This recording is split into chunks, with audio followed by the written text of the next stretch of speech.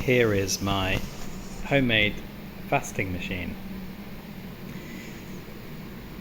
So I've been building this since October last year. We're now in August 2025. It's been a labour of love that I definitely underestimated. Just so many components to make. Yeah, it's based on the Bunter Swiss vertical lap design. The handpiece is made from phosphor bronze. It will eventually have a little vernier gauge in there as well for precise repeatability of angles. It runs on these bearings on the bottom, which run along this horizontal rail. So you can slide it along the rail, which is calibrated to be perpendicular to the plane of the lap.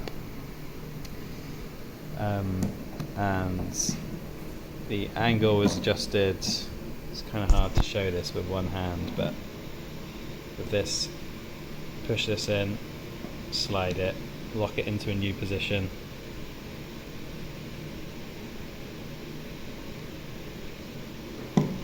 And then there's a fine adjustment knob as well. And then the index, the angle index, is on the top there. This was the most time-consuming thing to make.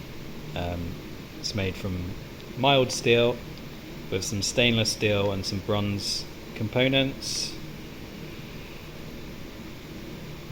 And it uses off-the-shelf collet chuck to hold the dops. I even made the little springlet. This is going to be painted. The mild steel part will be painted. I've got a really nice hammer finished light blue, which is going to go on all the mild steel parts. You've got this digital indicator, which shows the position of the stop, so you can really precisely set the stop.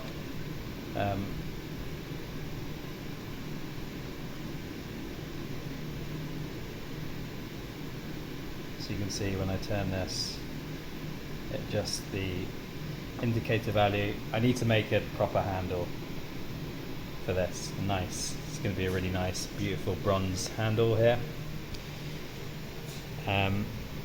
This is the belt drive. I've got a 90-volt DC motor, which is going to be powered from this power supply and speed controller.